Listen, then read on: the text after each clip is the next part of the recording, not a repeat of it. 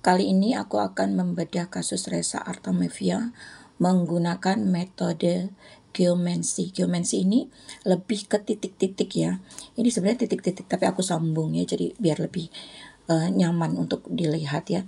Geomancy ini dipopulerkan atau biasa digunakan oleh masyarakat di Eropa atau di Afrika ya, banyak menggunakan teknik ini ya. Jadi biar kalian nggak bingung lagi ya, komentar kok pakai garis-garis atau titik-titik.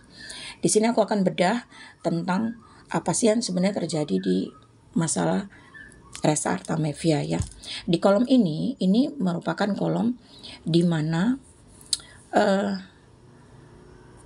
kondisi Reza saat ini ya. Jadi sifat ini lebih kayak mengalir, ngikutin arus ya, bersifat kayak pasif ya. Di sini kondisi Reza saat ini kayak udahlah gitu ya, ikutin apa yang akan terjadi. Kalau memang harus berproses ke hukum, ya ayo gitu ya. Ini simbol dari populer ya, atau populis ya, melibatkan banyak orang ya. Artinya bahwa dia menyadari masalah ini ada banyak orang di belakang, atau keterlibatan banyak orang. Jadi mungkin Reza lebih memilih untuk mengikuti alur ya, apa yang sedang terjadi saat ini, mengikuti arus, dia tidak melawan. Nah, populis ini juga ada di nomor 2, nomor 7, nomor 9, nomor 11, dan nomor berapa lagi ya? Oke, di nomor-nomor itu aja ya. Ini menggambarkan bahwa kasus ini melibatkan orang banyak, melibatkan kelompok. Kelompok itu bisa gangster, bisa sindikat, atau mungkin komunitas, baik itu positif ataupun negatif ya. Jadi kasus ini nggak mudah ya, karena melibatkan banyak orang ya. Dan ini menggambarkan sebuah transaksi yang melibatkan banyak orang. Kalau melibatkan banyak orang, maka yang harus yang harus diperiksa juga banyak orang gitu ya. Yang dikompromikan juga harus melibatkan banyak orang. Ini simbol dari kemitraan bisnis yang juga melibatkan banyak orang. Kemitraan yang melibatkan banyak orang tentu akan sangat ribet sekali gitu ya untuk menyelesaikan sebuah masalah. Jadi penyelesaiannya juga butuh keterlibatan banyak orang ya. Dan ini tentang proses. Karena melibatkan banyak orang, maka proses ini akan berjalan dengan panjang dan mungkin akan lama ya. Dan ini adalah sumber bantuan. Nanti Reza di sini juga akan dapat bantuan dari banyak orang ya, yang mungkin bersimpati dengan keadaan Reza ya. Jadi di sini nanti Reza akan dapat bantuan-bantuan dari banyak orang. Nah, gimana sih pandangan masyarakat tentang kasus ini? Nah, ada di sini ya. Ini rumor ya.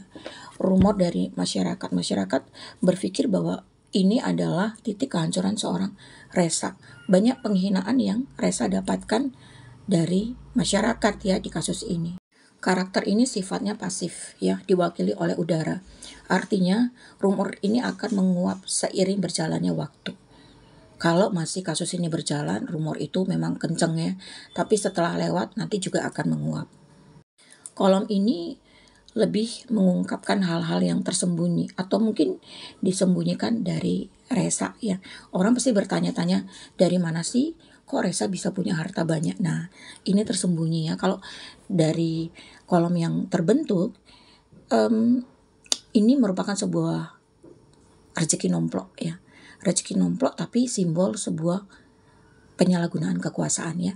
Jadi kemungkinan besar Reza mendapatkan uang untuk membeli berlian ini hadiah dari seseorang yang menggunakan uang dari sebuah kekuasaan. Karena di sini ada penyalahgunaan kekuasaan. Apakah itu pencucian uang kah? Atau uang korupsi kah? Atau uang dari suami orang kah? Ya. Jadi ini bisa mewakili hal-hal tersebut. Lalu kolom nomor 5 ini mewakili perasaan anak-anak ya. Di sini adalah simbol sebuah kesedihan, ada kekecewaan, depresi. Jadi anak-anak Reza ini merasakan kehancuran. Dia merasa bahwa sesuatu dihancurkan gitu ya lewat peristiwa ini gitu. Mungkin mereka menjaga image untuk tetap baik ya, tapi karena adanya peristiwa ini mereka merasa ada kehancuran di dalam hidup mereka. Oke, selanjutnya kita mengacu ke kolom ini ya. Ini lebih mewakili bahaya-bahaya yang akan timbul dari konflik ini ya. Ini mewakili sebuah kekuasaan tapi juga sebuah keberuntungan besar sih untuk seorang Resa ya. Artinya mungkin dari masalah ini nanti dia akan mendapatkan keberuntungan-keberuntungan lain akan timbul ya. Nah, karena ini melibatkan kekuasaan, jadi Resa juga harus berhati-hati ya. Karena tentu saja orang-orang yang berkuasa tidak mau ketika masalah ini timbul, masalah ini akan membahayakan posisi mereka ya.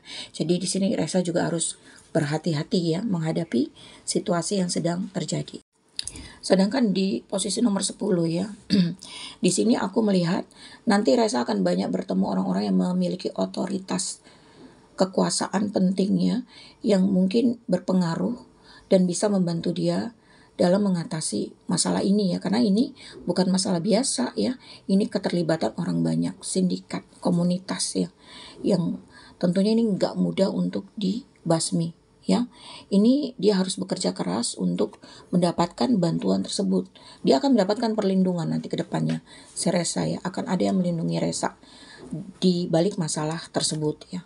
Dan ini merupakan hal yang positif ya, sebuah keberuntungan untuk Resa.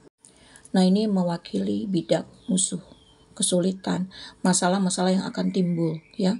Karena ini mewakili orang banyak ya. Ini artinya ada kekuasaan yang mungkin merasa terganggu dengan adanya masalah ini ya. Jadi hati-hati ya. Masalah ini bisa melibatkan banyak orang, apalagi orang-orang yang berkuasa. Jika masalah ini nanti mengarah ke hal yang jelek, tentunya akan berimbas negatif juga kepada seorang Resa ya. Di sini akan muncul pengadilan ya, pengadilan atau orang-orang yang mungkin memiliki otoritas atau integrasi dalam masalah ini ya. Tapi kalau dilihat dari kolom ini bagus, ini sebuah keberuntungan untuk Resa ya, baik besar atau kecil ya.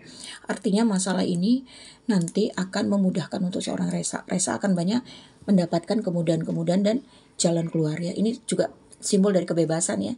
Jadi kemungkinan besar Resa Artamevia akan terbebas dari masalah ini ya. Artinya dia bisa jadi akan memenangkan masalah ini.